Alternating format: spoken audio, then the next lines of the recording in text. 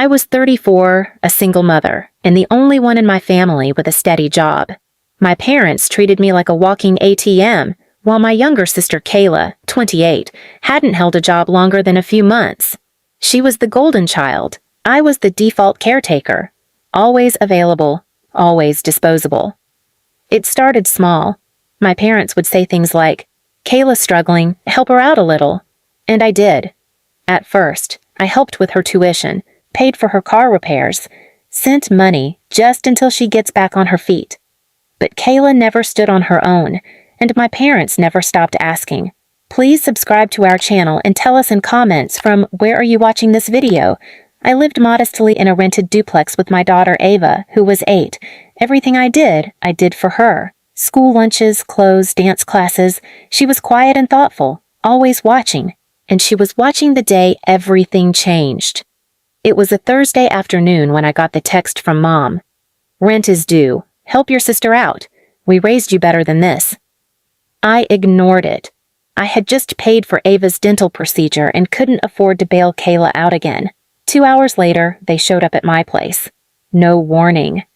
Mom didn't knock. She banged on the door like a debt collector. Dad stood behind her with that smug look he always wore when he was about to lecture me. "Why aren't you answering our messages?" Mom snapped as I opened the door. "I've already told you. I can't pay Kayla's rent this month." "Oh, so your daughter's dentist bill is more important than your sister's roof," Dad said sarcastically, stepping inside without being invited. "I'm not responsible for her lifestyle," I said, standing my ground. "She had options. She chose not to work. Don't put that on me." That's when things escalated. Mom threw her purse across the room, screaming, "Ungrateful brat! You think you're better than us now?" Before I could even process it, she slapped me hard. Dad grabbed my arm and shoved me toward the wall.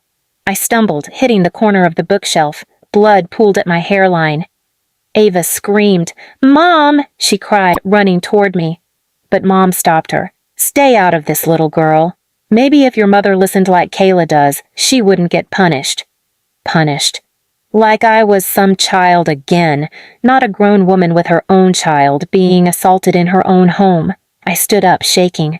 Ava was crying, her tiny hands trembling. She saw everything I had tried to shield her from for years. "You need to leave," I said through my teeth. "We'll leave when you transfer the money," Dad barked. "Until then, we'll stay and make sure you don't waste any more of it." They sat on my couch like they owned the place. My blood dripping onto the floor didn't matter. My daughter crying in the corner didn't matter. All they cared about was Kayla's rent. That night, I locked myself and Ava in my room. She lay beside me, holding my hand. "Mom," she whispered, "why do Grandma and Grandpa hate you?" I didn't answer. I didn't have the words. But in that moment, something in me cracked, then shifted. The next morning, I drove Ava to school with sunglasses covering my swollen eye. Then, I drove straight to the courthouse. My name wasn't on the lease, but I knew who owned the building. And I knew something they didn't. 2 years ago, I had been putting away everything I could. Every raise, every bonus, every freelance gig. I wasn't just saving.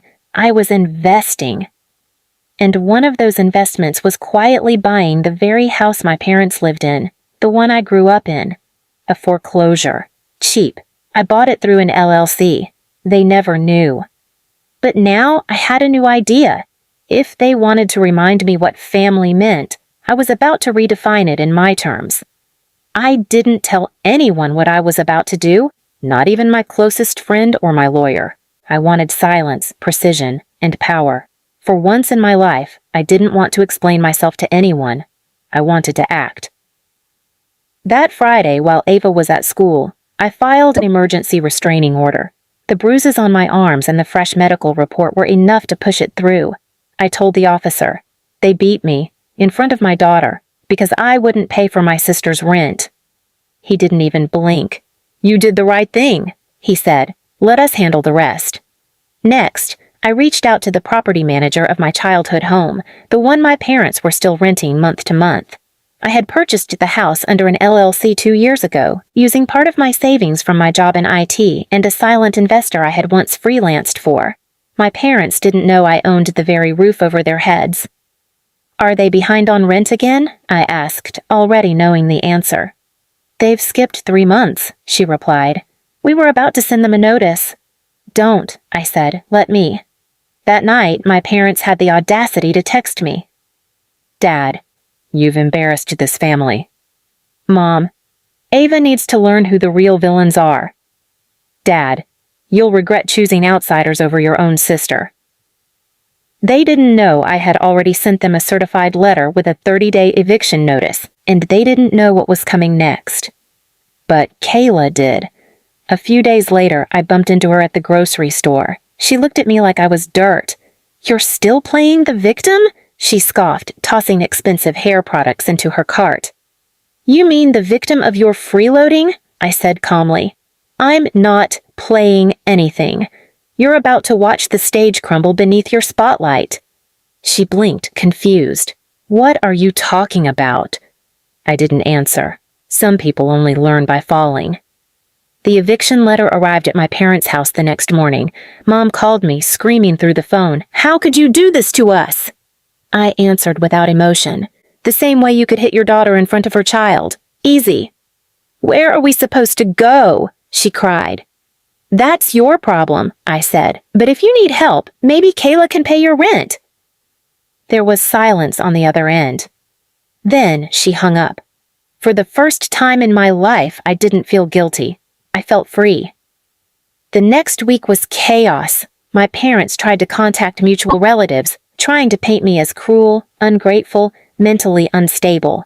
I stayed quiet. I didn't need to defend myself. Instead, I picked Ava up from school with a calm heart and told her, "We're moving." Her eyes lit up. "Really? Where?"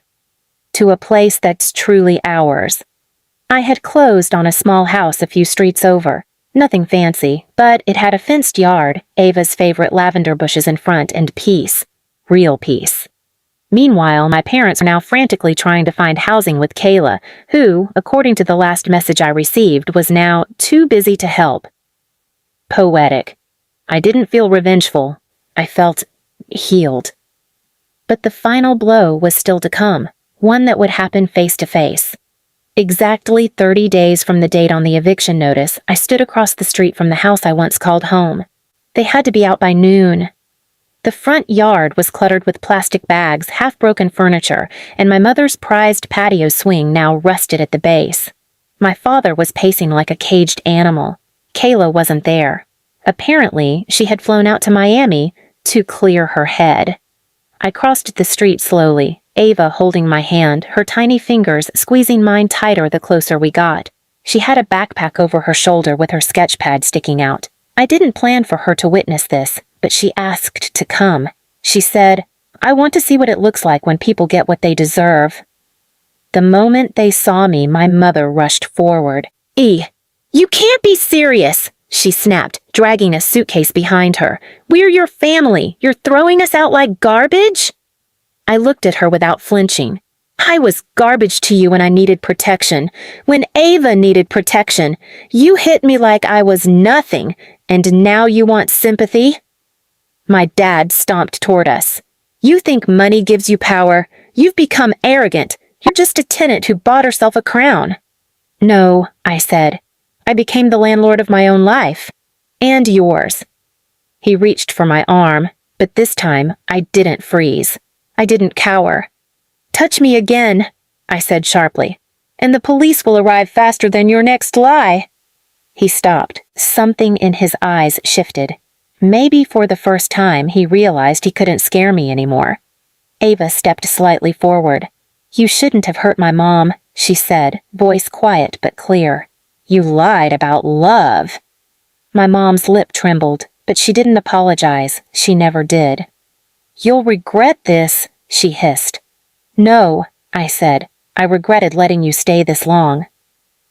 They stood there, two people stripped of control, their pride scattered in the driveway. They had always held power over me, through guilt, silence, and fear, but today the roles reversed. And it felt like breathing for the first time. I turned to Ava. "Let's go." We walked back toward our car, not looking back. Later that evening, I poured us both tea, hers chamomile, mine green. She sat across from me at the new kitchen table in our tiny home. The lavender bushes outside caught the golden hour light, swaying like they'd been waiting for us. "Do you feel better now?" Ava asked, legs swinging under the chair. I thought for a moment. "I feel clean," I said, like something heavy was washed away. She nodded like she understood. I had started therapy. Ava had started painting. We were slowly rebuilding, not just a home, but a self-worth that had been stolen, splintered, and mocked. A few weeks later, I got a message from a distant cousin. My parents were now staying in a one-bedroom apartment above a closed nail salon. Kayla had ghosted them, leaving nothing but an angry voicemail and a drained Venmo account. No one was rushing to save them. They had burned every bridge. I never replied. Instead, I posted a picture of Ava holding her latest painting, a small house with 2 stick figures and the sun smiling overhead. The caption read, "We don't live in fear anymore." And we didn't. Please subscribe to our channel and tell us in comments from where are you watching this video?